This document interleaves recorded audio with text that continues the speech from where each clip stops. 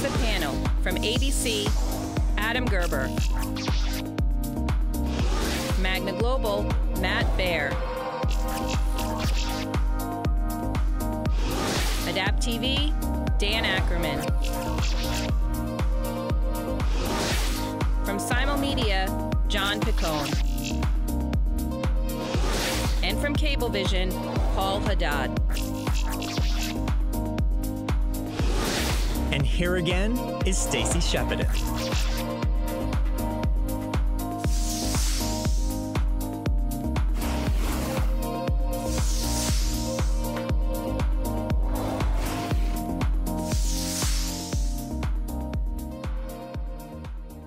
So before we get started on this panel, I want everybody to go to TVnextSummit.com/social. We're going to do some polling during this panel, and I just want to make sure you guys are ready for when those poll questions come up so that we get a good view of what everybody here is thinking. So I'm really excited about this panel today. If any of you have been to conferences over the last few weeks, you know that this is an incredibly hot topic.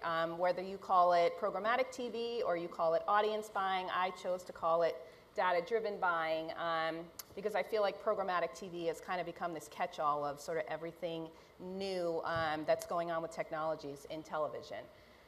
So I'm really excited to have you guys here today. We're going to have some really interesting perspective from both the technology side, the buying side, and the supply side. So please tweet your questions because here's an opportunity for you guys to really ask these guys directly what you're thinking and what's holding things back in this space. So one of the things I want to talk about is the definition of programmatic and why I don't call this programmatic TV. And when we look at the definition of programmatic, from a Holliday perspective, it's a fully automated way of utilizing data and algorithmically driven technologies to deliver against your business objective in real time. And this has been happening in the digital world for the past several years fairly successfully, and a significant amount of money has actually shifted to this space. And so now we're seeing a movement into television because data, not that we haven't been using data over the last several years, we've been using a lot of data, but the ability to use data, both syndicated data, first-party data, third-party data, single source data, and fusing all of that data together is really what I believe is driving this shift into television. So where I want to start today is to talk about how we're using data, how the data intelligence that we have in television now is different, and how we're using it to make buying decisions. So I'm going to start with Paul here and talk about how Cablevision is using data. Yeah, thanks, Stacy. Great introduction. So 2 years ago, we decided, Cablevision, to go full census when it comes to set-top box tuning data. And what that translated to is millions of households, roughly 7.3 million set-top boxes. And what we do is we collect second by second and minute by minute viewership data. When you start combining that kind of powerful data with third-party available data in the marketplace, like demographics data, propensity data, as well as geographic data, suddenly the art and science of data becomes much more powerful that we could put in the hands of our clients. So what we've done is we didn't want to go and replicate the legacy or the traditional sample modeled measurements. What we said is, let's go and enable a new way of buying advertising in Cablevision. And the way we've done that is enable our clients to come today and buy audiences based on impressions, paying in CPM, similar to the way they do it in a digital format. And the way we've done that, and if you go to the next chart, is we had to create a process that could be replicated and could scale. So we created 4 components, and every component required a rich, in near real-time kind of data. And what we've done initially, we said, let's create that audience discovery, enable our clients to just give us the type of attributes they need to buy from an audience perspective, and we have multiple ways to go create these segments. Second component, also data rich and in near real time, understand and analyze those segments and how do we reach them from a viewership aspect, when, what, how often. And once we do that, we combine it with the inventory data and the pricing data to come up with the best plan. Then we have the privilege of household addressability, which enables us to deliver a creative specifically for that specific segment. Even there, we use data in near real time on a 24 hours, so we can create a turnaround and optimize a campaign. We can optimize it in a creative manner, optimize it as a plan, as well as optimize the segment, make it larger or shrink the segment. Once you've done all that, now you end the campaign, and this is where really the powerful data comes in, where you do all kind of conversion analysis that you cannot do today with the traditional means. We do conversion analysis, matchbacks, households that were addressed, exposed, not exposed. Did they end up buying that brand product, or did they end up watching the program? And we do all that analytics and take it a step further to a predictive level where we start understanding every type of segments. What is that optimal reach? What is that optimal frequency to cause a conversion? So we put all that together, and that's where we see the value of the data moving forward. So data, obviously, as a buyer, huge value to be able to make better decisions, to find our target audience with less waste in television. But when you look at digital programmatic and you talk about real time and unlimited inventory, these things don't really exist in television right now. So let's talk about how we use this data, how quickly we can act on this data in television to be able to make these decisions. Yeah, sure. In terms of acting on data, I think if you're using the third-party syndicated data that agencies have been using for years, just in disparate systems, you're held up by the industry latency. So set-top box data, you may look at 48, 72 hours. Nielsen data you get next day. I think when you start to shift into using first-party data and not be relying on kind of legacy currencies, you can get real-time insights on a daily, hourly basis and start to understand how consumers are consuming the media against those really specific targets. But in terms of the optimization piece, I mean, television is so different than digital. You're not optimizing daily, maybe not even weekly. You're just not getting enough data and enough insight to be able to do that. So I think most of the kind of the optimization is pre-campaign, but visibility in flight is definitely there, especially using first-party data. Well, I was just going to say, look, the perspective that we have at ABC, and I think I would venture a guess that most premium tier networks, whether they're broadcast or cable, the way they approach this is you really have to look at the marketplace that you're talking about. Ultimately, the question you're asking around programmatic and how does this all play out comes down to which tier of the marketplace you're talking about. And in each of those tiers, there are two key things that you have to evaluate. Number one, the supply and demand constraints of that tier. And the second is the technological ability of all these things that you're talking about to actually occur. And in the premium tier of the marketplace, which is where I believe we sit, the technological ability to do real-time optimization at an impression level just doesn't exist. People buy and trade units, and they do most of that in an upfront futures environment. That's not going to change anytime soon because the fact of the matter is there's supply scarcity, and premium content is in high demand. And then I think, from a kind of planning and optimization perspective, I really don't see the day anytime in the near future where you're going to have the traditional TV business operating in a way where there's real-time optimization occurring, either at the unit or the impression level. I just think that given the supply constraints of the market, that's not going to happen. Yeah. So John and Matt, like if the inventory this is a huge difference, obviously, between digital and TV, right? The supply of inventory, the type of inventory that's out there. As you're going and buying audiences in this space, is there enough inventory to truly be buying the audiences that you're looking for? I think John will agree with me. I think there's at this stage of the game, I think there is a lot of local cable, a lot of aggregated local broadcast that from a consumer perspective, they don't know if a machine is serving an ad or it's being done manually.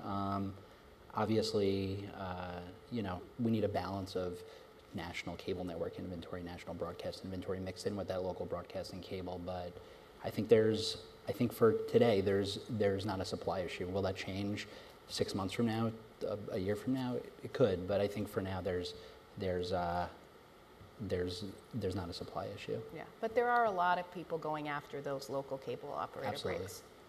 Yeah, I think what's important is just to take a step back and look at some of the numbers, right? So To Adam's point, you have this notion of prime, right? And then there's a whole bunch of subprime if you put them into these two categories. And in between that is fragmentation. So there's 66% of all viewership is on shows that are rated 0.5 or less, right? So let's step back. Why do we use TV? We use TV for reach and recency, right? You got to make sure everybody's aware of a product, and then you got to make sure that they're thinking of Colgate when they're on their way and they run out of toothpaste. So you want to be recent into the marketplace.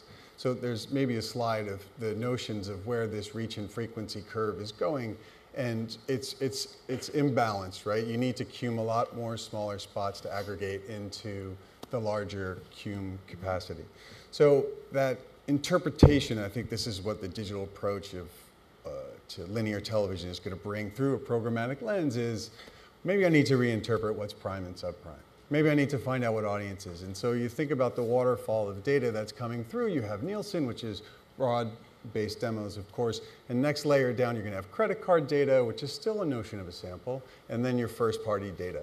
And where somebody is in that stack of comfort to interpret the inventory is where a transaction will happen. And you summed it up perfectly. You said data is not new. Agencies have had it for quite some time. When the sell side starts activating on it, then the wheel's going to go much faster. One of the other issues that I think is a big one in television is this issue of transparency.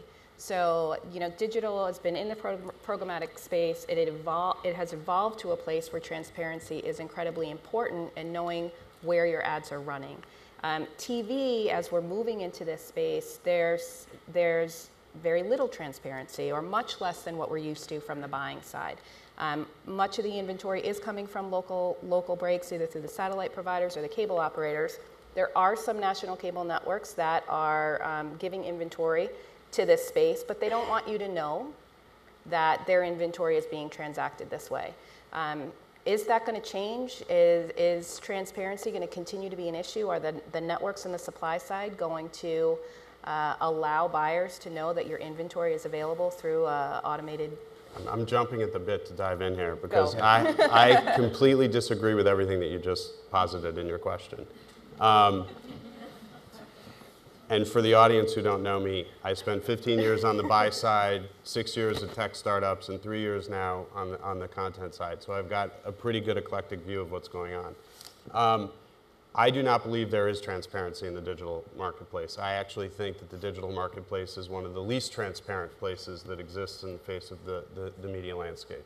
If you look at what's occurring with fraud, with the inability for buyers to understand where their video is actually running across the ad network environments, across the exchange environments, with the arbitrage that's going on through third parties in terms of pricing, the lack of understanding of where value is flowing, I think there are huge, huge transparency issues in the digital space.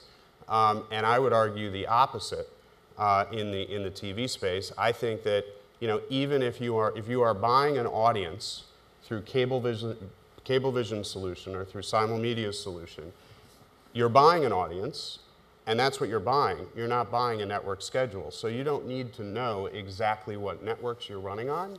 You're being guaranteed a particular audience, but what you do have very good clarity on is that it's running in TV inventory on a cable network through an MVPD system that's viewable, where there isn't fraud occurring, and where there's actually very good value for your investment. So I believe that you have to look at that transparency question and flip it on its head.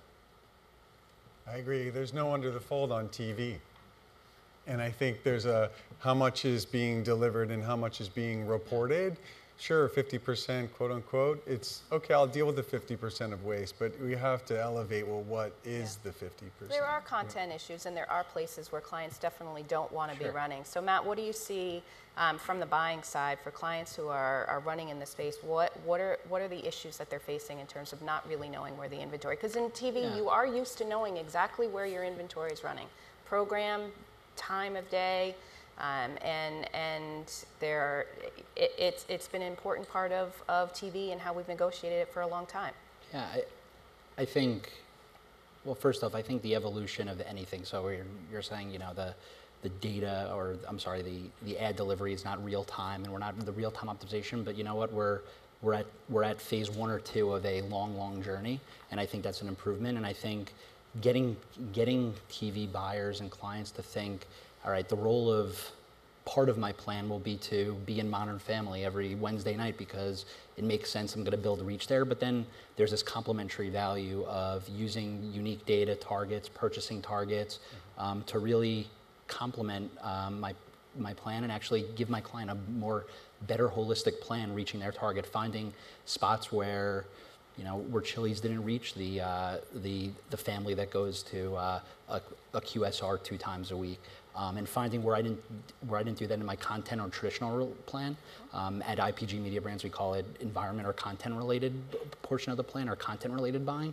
There's a huge role for audience buying within that ecosystem, and I think understanding best practices for clients to understand how they can extract value out of that portion of their buy to deliver a better buy is the key. So there's going to be issues and hurdles to get through for everything and every step of the way, but I think it's better than where we were 6 months ago, a year ago, and it'll keep doing that.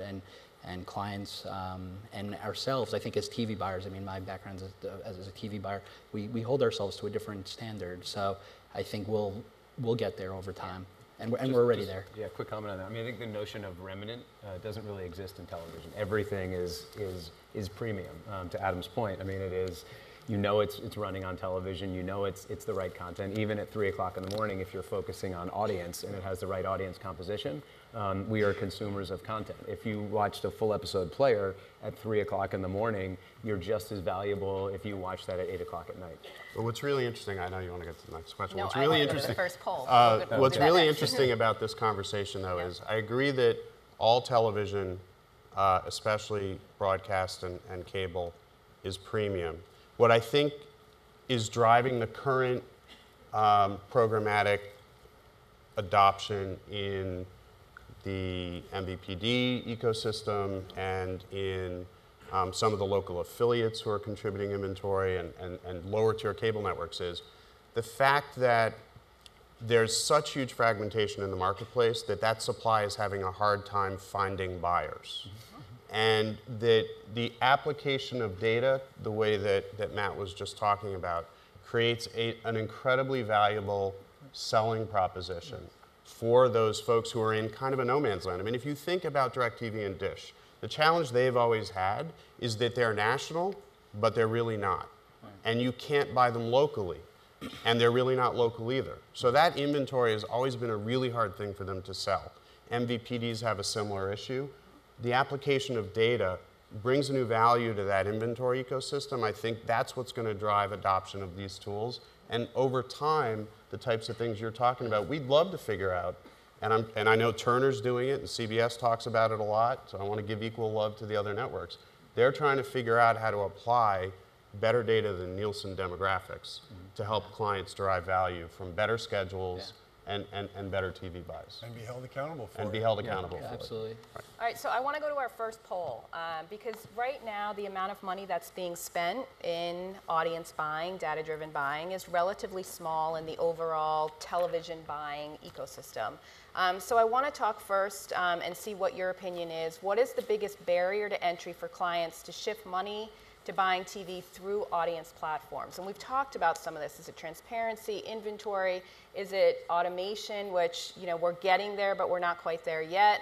Or is it really just a lack of understanding in this space, and so the inability to, or the unwillingness to really shift too much money there until we truly understand how this space works? So we're going to give you a minute to cast your vote here and sort of see what your opinion is and what's holding the space back. Interesting. So, given where this is going, we haven't ended yet, but as we're looking at a lack of understanding, and I think, when I talk about the number of panels on this space at Adweek, at the ANA, there is so much conversation going on here. What more do we need to do to get over this lack of understanding of what this really means? If I can, let me take a shot at it. First of all, I think the major confusion in the industry is most parties are looking at the digital programmatic world and saying, well, television programmatic has to look like it. While there are only two components that are similar between both, which is the automation is a mandatory for a programmatic play, You need data. Data is the fuel that makes these jets, the programmatic, the automation fly. Yep. If you don't have data that's consistent across all parties, that is of quality and in near real time, how do you automate something when data is a week late, right? So if we look at these two components, they're similar between digital and the television. Everything else is completely different between them, and you can't emulate one into the other. Why? Digital, by nature, the advertising was either born programmatic as an advertising or evolved. It was young and nascent, it evolved to programmatic. Television advertising is a 60-year-old business with 40-year rigid, manual, hand kind of crafted business. You need to transform an industry that everybody involved in it for 40 years need to have an upside for them to transform. Second, you have limitless supply in the digital, limitless amount of suppliers as well. In television, you have a very limited supply and even more limited qualified buyers. On the digital side, an open exchange is conducive for the right business model. On the television side, an open exchange adds little value. What would add value is a private exchange if it's automated, if the data is available. The last thing, data in digital is extensively produced, well organized, well managed, and well shared and understood. In television, you have a pyramid where the bottom is the largest base of players that don't have data, don't have access to data. In the middle, some players have data, and if they do have data, it's not real time and it's not accurate. And in the top of the pyramid, you have the players who have lots of data, they know what to do with it, they mastered the art and the science. Cablevision is in the top, but the whole industry. Shameless plug. We heard it. Smile. And then, but the whole industry has to follow. So you can't look at digital and say, we're going to replicate this model into television. And I expect agree. I think the fact that we've been calling it programmatic TV has been driving the lack of understanding. I want to focus on something that was just said about Cablevision's at the top. They are at the top. Technologically, they have one of the best platforms in the industry. They're also one of the smaller, I'm not trying to take a knock on you, one of the smaller MVPDs, right? So the challenge for the marketplace is how does every MVPD system get to the point where Cablevision is? That takes huge infrastructure investment, and it's not going to happen quickly, number one. And number two, how do you move beyond the inventory that the MVPDs control, which today is a fraction of the actual available inventory? For me to start doing things interestingly with my inventory as ABC, I have to have a commercial arrangement with the MVPD to start doing things like addressability through the set-top box. Those are very difficult conversations to have, and they're not going to happen quickly. And that's what has to be worked out. The guts of the system has to be worked out. It didn't happen, to your point. I mean, I couldn't have said, recap the problems better.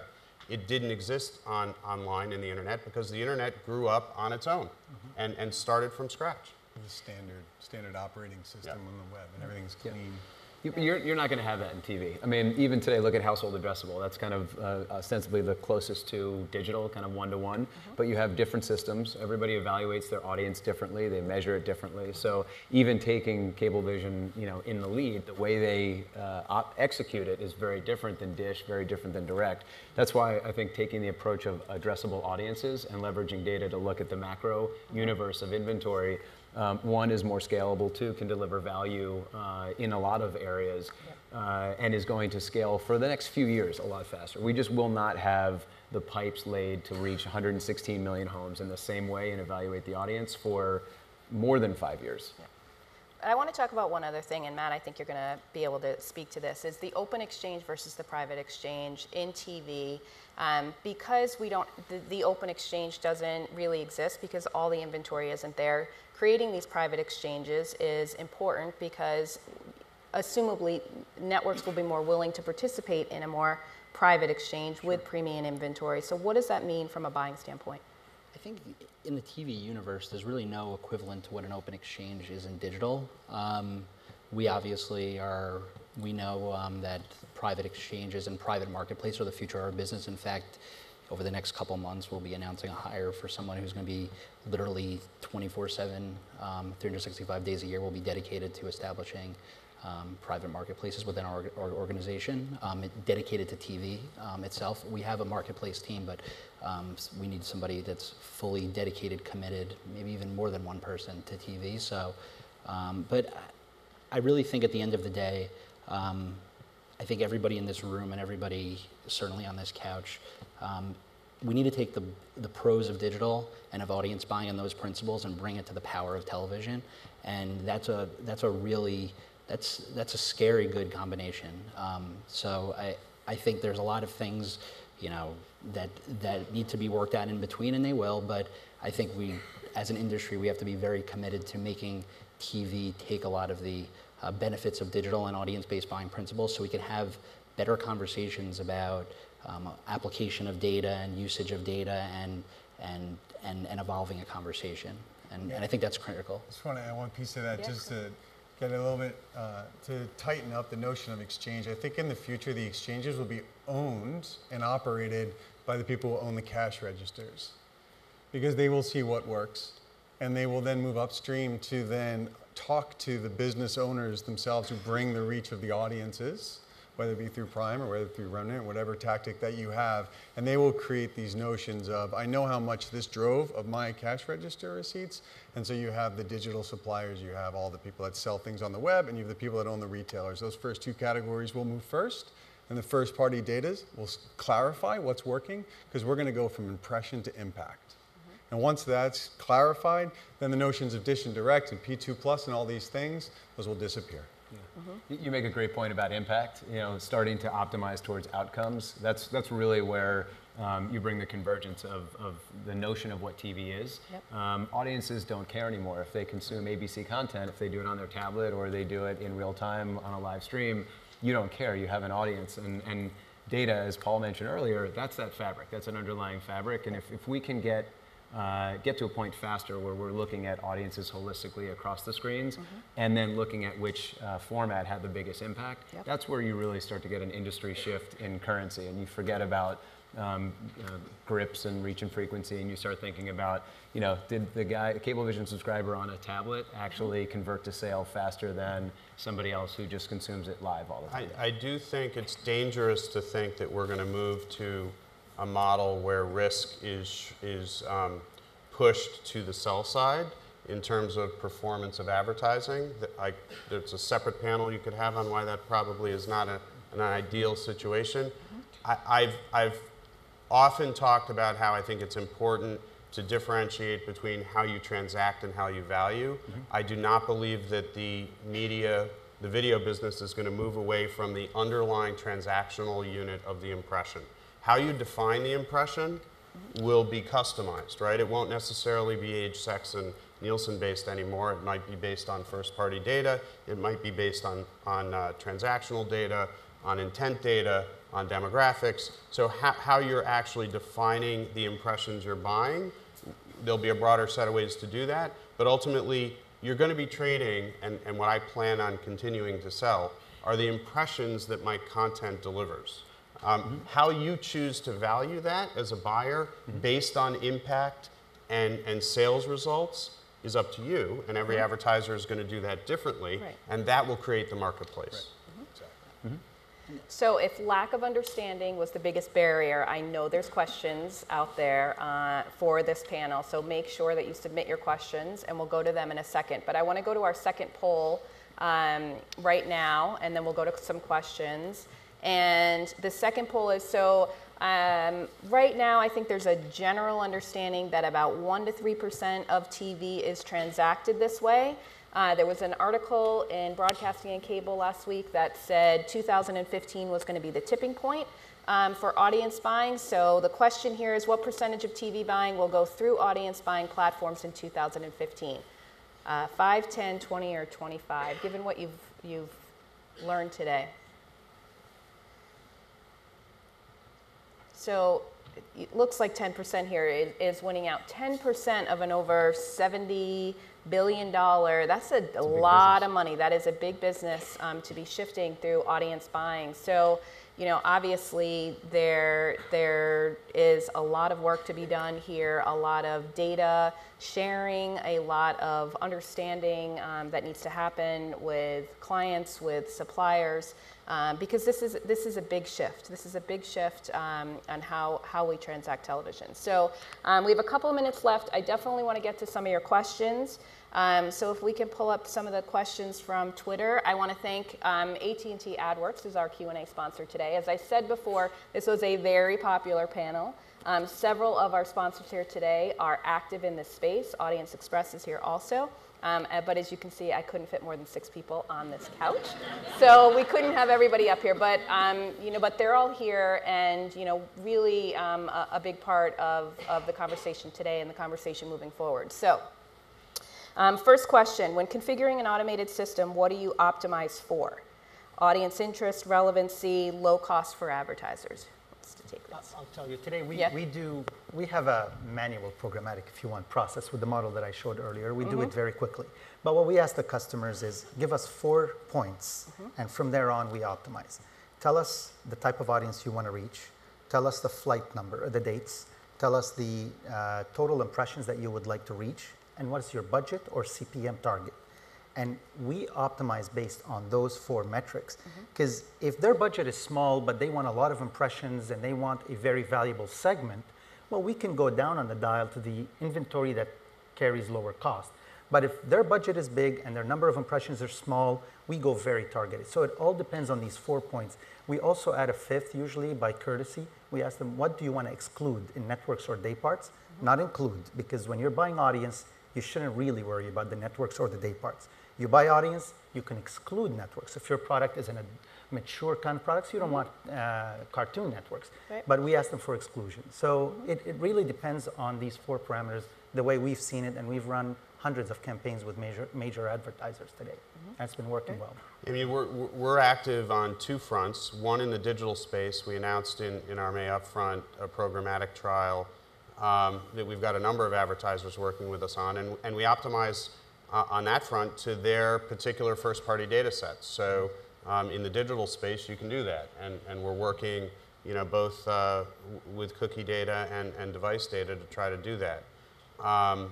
In the linear TV space, and we've done some of this work with Matt, we're trying to do exactly what he was talking about before. How do we move beyond Nielsen data and work with transactional data or client data to index programming? I mean, at the end of the day, you still have to buy units and shows. Yeah. So how do you index the programming and identify how to build and construct a better schedule that delivers higher value for the advertiser, but that quite honestly also enables us to manage our business in a more efficient way? There has to be value creation for both sides for these data-driven approaches to work. Great. Any more questions on Twitter? Really? The lack of understanding, we get 1 question? Shocking. Maybe we've educated them all today. I guess, maybe we have. I mean, I think there's a lot more to come on this space. I think, as I said, this is a conversation that's happening. It's happening more and more. And I think you're going to hear, more from us on advances in this space from an automation standpoint, from a supply standpoint, and we're going to continue to work through it. So thank you guys very much for being up here. I really appreciate the conversation. Thank you.